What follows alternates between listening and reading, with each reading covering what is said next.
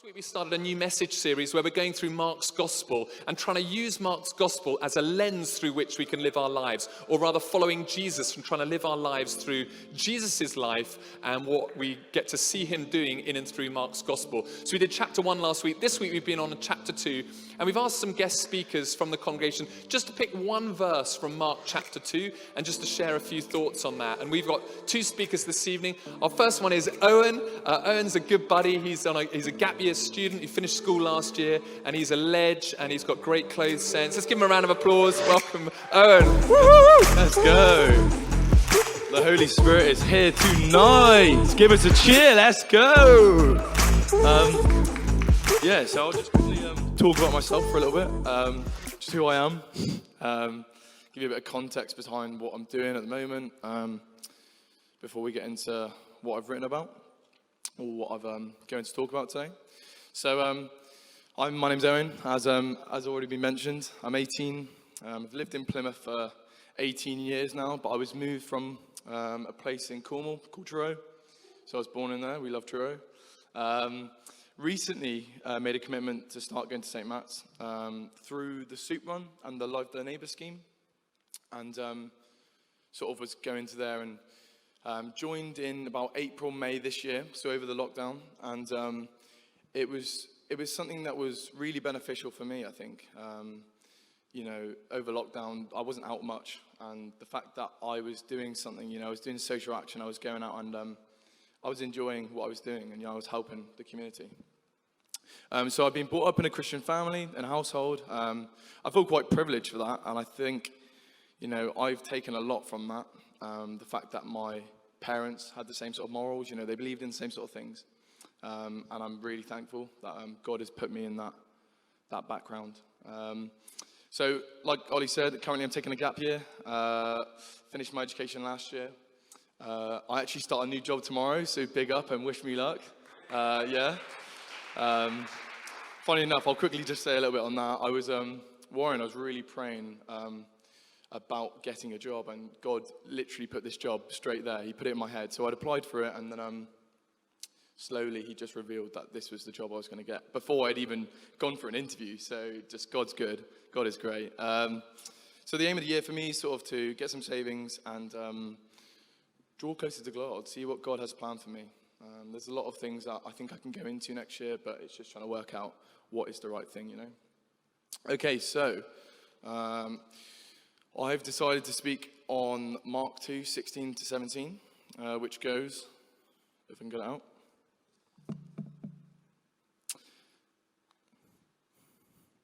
It goes, when the teachers of the law, who were the Pharisees, saw him eating with sinners and tax collectors, they asked his disciples, why does he eat with tax collectors and sinners? On hearing this, Jesus said to them, it is not the healthy who need a doctor, but those who are ill. I've not come to call the righteous, but sinners. I don't really know why this verse sort of stuck out, but I was reading through it, and it was probably something to do with the fact that I've been volunteering on the Soup Run, like I said previously. So a little bit of biblical context behind that. So the tax collectors charged people usually more in tax, so they could take a bit for themselves. So they were quite greedy. They were quite selfish. They weren't too liked in the community back then. And the fact that Jesus was the King of Jews, he was the king, of this group of people that were targeted actually by the tax collectors. And this led to people questioning, why would Jesus be spending time with someone who's doing wrong by him? And I think in this, Jesus was able to show that he was a Jesus for all. He's not just a Jesus for us or the followers of the time. He was a Jesus for us all. There's not one of us that he's not a Jesus for, which is I just thought it was a bit crazy. So a little bit of a testimony sort of thing now. So I explained briefly, I was going out on Soup Run, and we see a range of different people, from alcoholics to drug addicts to people with mental health issues, and even just people who are just in an unfortunate circumstance and can't afford to live in a house or feed themselves. And I was not only noticing that, so I do this every week, so I was noticing over the weeks, that actually they're all craving, the way they are, the way they position themselves, the way they talk to you, they're all craving Jesus. And some of them know it and some of them don't. And, they're looking for Jesus. They're so eager to know or have something to hold on to, and they're looking for it in the wrong places.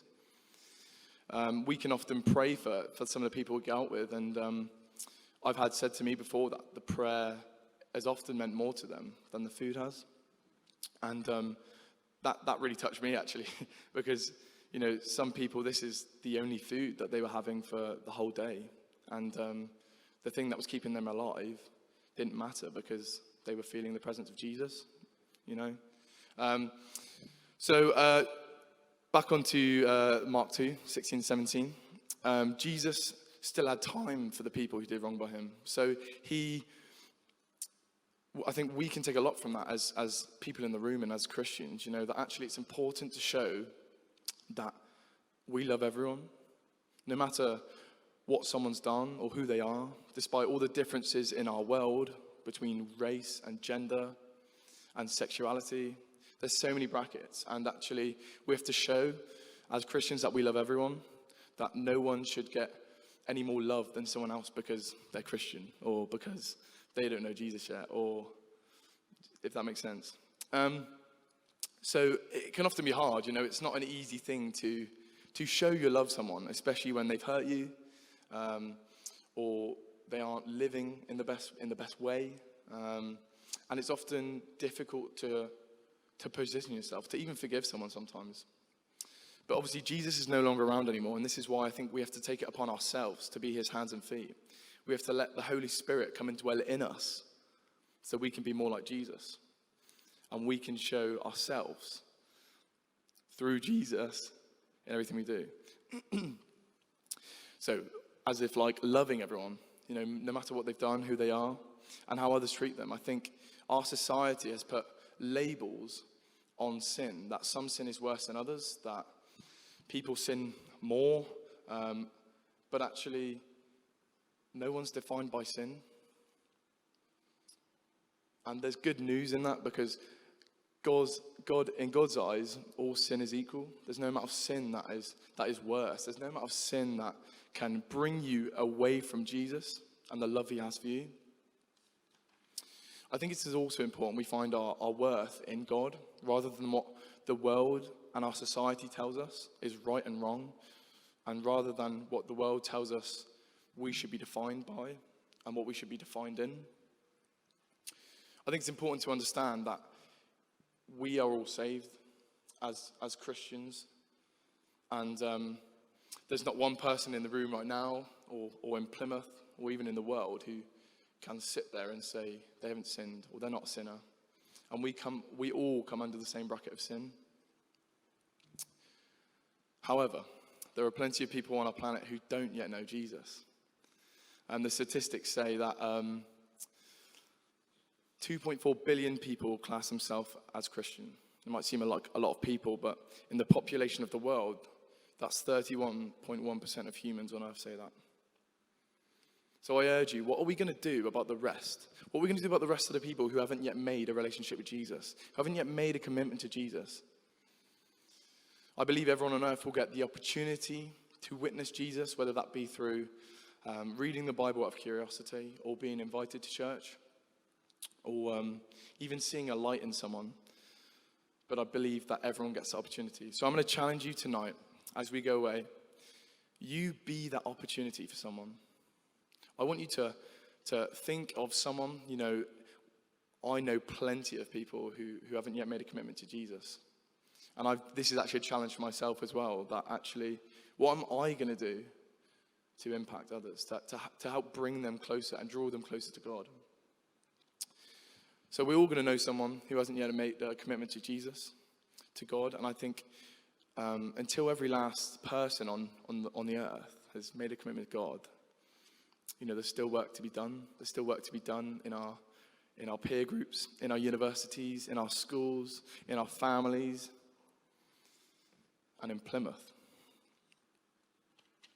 So I'm just going to leave you with 3 key points, some application points as I just finish up. So the first one is get uncomfortable. Put yourself in a situation where God can use you. You know, for me, this was attending. I was invited to the soup run by a friend, and the stereotype of the sort of people we go out to see was quite aggressive, was quite troublesome and difficult to handle. But I'd gone out with the complete wrong mindset. And I put myself in an uncomfortable situation. And I actually love what I do now. I love going out. I love building the relationships that we have and praying for people and even just seeing how their week's been. Number 2, don't do this alone. Join a small group. If you haven't yet joined a small group, I urge you just have a look online.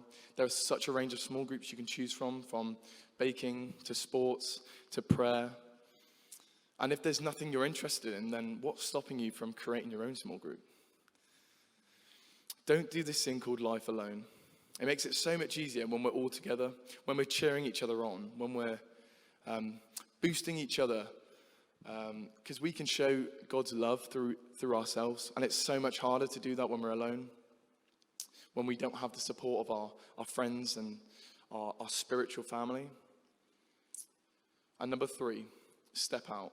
Be bold and be courageous. Ask God for his presence to fill your walk in life with opportunities. Opportunities where you can take a risk. You can take a risk. You can walk in the streets of Plymouth. And if you see someone homeless or you see someone lonely, I urge you, go and pray for them. What is stopping you from praying for them? Unless, obviously, you're in a rush or something. But, you know, if God's put something on your heart, take that risk. Because at the end of the day, what's going to happen? They're going to say no. And it doesn't matter. It's not going to dishearten me anymore if I go and do that and they say no. Because I've stepped out in faith. I've stepped out with Jesus. And then, you know, he has to do the rest. So I'm going to finish with the 3 points again. So get uncomfortable. Don't do this thing called life alone. And step out in faith. So I'm just going to quickly pray for everyone and what I've spoken about tonight. And hopefully, Ollie will come up after. So, dear Lord, I just thank you for the opportunity to come and speak tonight, Lord. I pray that as we go into our weeks, we are just able to bless our communities, the different friendship groups, the different situations and circumstances we're in. I pray for a boldness and a courage to go out with a right mindset, to try and draw people closer to you and into your love. I pray for uncomfortable situations, Lord. I want to pray that we are just able to identify in a situation, and a comfortable situation especially, Lord, where we can go for it. We can take a risk. And we can step out in faith through that. I want to thank you that for just who you are, Lord. And the video we just watched about the health workers, Lord, I just want to lift all of them up to you right now, Lord. I want to pray that they are just filled with support, a comfort, a peace this next week, Lord, as they go to work. And they put themselves in an uncomfortable situation where they put themselves at risk and their families at risk, Lord. And I want to pray that in Jesus' name. Let's give Owen a cheer.